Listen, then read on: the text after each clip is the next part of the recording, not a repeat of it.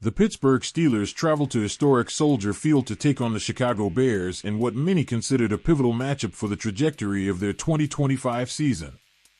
This was a game that carried more weight than a typical midseason contest. Fans and analysts alike saw it as a crucial opportunity to secure a win before the schedule toughens considerably.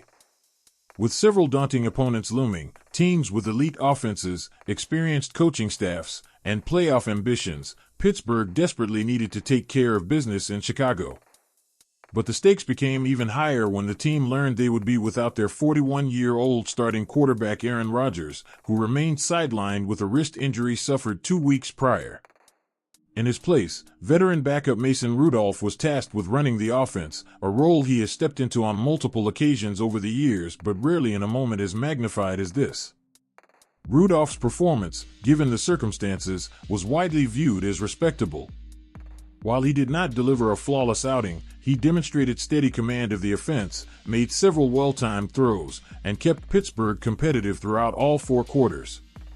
The Steelers found themselves in position to take control of the game at various moments, whether through promising offensive drives, key defensive stops, or special teams execution that flipped field position. But each time, they fell just short of seizing the momentum. Ultimately, the Bears managed to outlast Pittsburgh by a narrow 31-28 margin, a final score that felt agonizingly close to Steelers fans who believed the team had shown enough talent to expect a victory. While Rudolph's performance gave the offense moments of hope, the defense left fans far more troubled. Pittsburgh's defensive unit, long considered the team's identity and foundation, appeared inconsistent and at times alarmingly disorganized. Throughout the afternoon, Bears offensive players found themselves in open space with opportunities to make plays that should have been contained earlier in the down. Missed tackles, breakdowns in coverage, and evident communication failures created repeated openings for Chicago to exploit. Even when the Steelers showed flashes of strong defensive play, such as key pressures or stops behind the line of scrimmage, those moments were too inconsistent to stabilize the game. This defensive unraveling overshadowed many of the positive elements the offense managed to display under Rudolph. The loss was frustrating not simply because it was close, but because it exposed issues that go beyond talent alone. The Steelers looked like a team capable of competing but not quite capable of closing. They showed promise but failed to maintain discipline. They had moments of clarity but were marred by stretches of confusion. For fans, walking out of Soldier Field or turning off their televisions afterward, the disappointment was rooted in both the outcome and the recognition that the problems plaguing the defense have been building in recent weeks. And with formidable opponents waiting in the coming games, those concerns only grew louder. One area that received particular scrutiny was communication across all 3 levels of the defense. Shortly after the game, attention quickly turned to what needed to change and how quickly adjustments could be implemented before the next matchup. With veterans like T.J. Watt and Cam Hayward usually serving as the vocal leaders of the unit, many anticipated hearing from them first. Instead, it was cornerback Brandon Echols, still relatively new to the Steelers system, who stepped forward during Monday's media availability, providing a candid and insightful perspective on the team's struggles. "Just communication, that's the number one thing," Echols said when asked about the defense's breakdowns. "Everybody being detailed in what they're doing. Everybody's just doing their jobs." His words reflected both honesty and urgency. The issues were not simply about talent mismatches or schematic failures, they were about execution, responsibility, and alignment.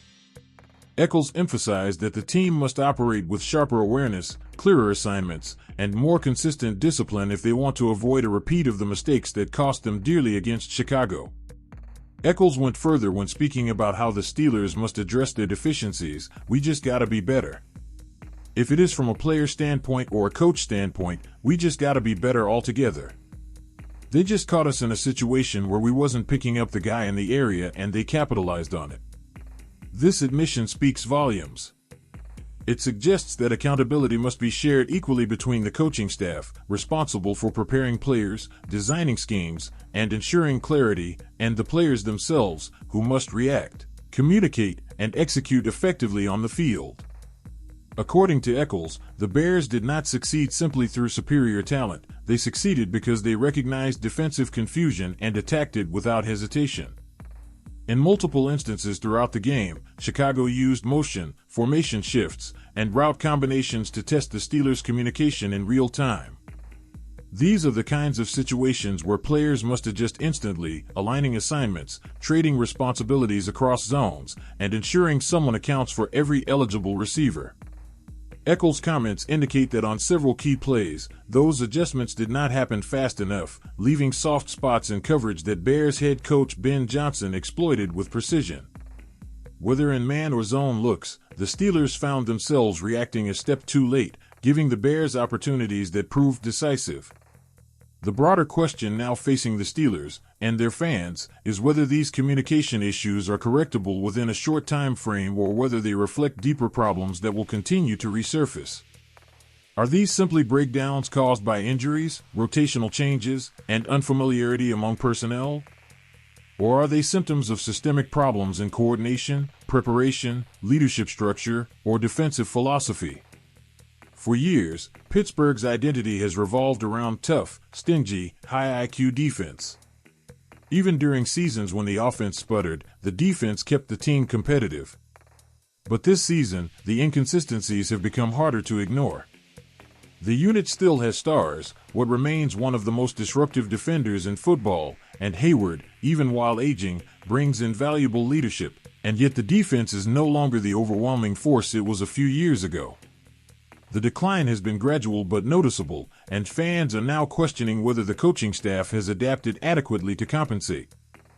Eccles' honesty has sparked a debate within the fan base. Is the Steelers' biggest issue truly just communication and assignment discipline, as he suggests?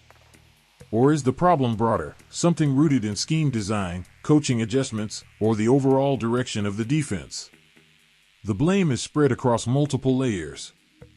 Some place responsibility primarily on the players, citing missed tackles, slow reactions, and lack of urgency on key downs. Others argue the coaching staff has not schematically evolved enough to match modern NFL offenses, which rely heavily on spacing, tempo changes, and forcing defenses into conflict. Still others believe it is a blend of both, players struggling to execute outdated or predictable concepts, and coaches failing to adapt philosophies to the strengths and weaknesses of the current roster. Regardless of the source, one thing is clear: if the Steelers are going to salvage their season, the defense has to be the catalyst. Rudolph performed admirably, but the offense is not built to win in shootout-style games. With Rodgers' status still uncertain and the upcoming portion of the schedule featuring some of the league's most explosive offenses, Pittsburgh cannot afford to rely solely on offensive production. Their defense has to carry more weight, not just for a series or a quarter, but consistently. The Steelers now face a defining stretch. They have enough talent, leadership, and experience to correct course, but also enough vulnerabilities to see the season slip away quickly if changes are not made and communication is not cleaned up immediately. At this point, the question for Steelers Nation becomes, do you agree with Brandon Eccles that the defensive problems come down mostly to communication and players not executing their assignments?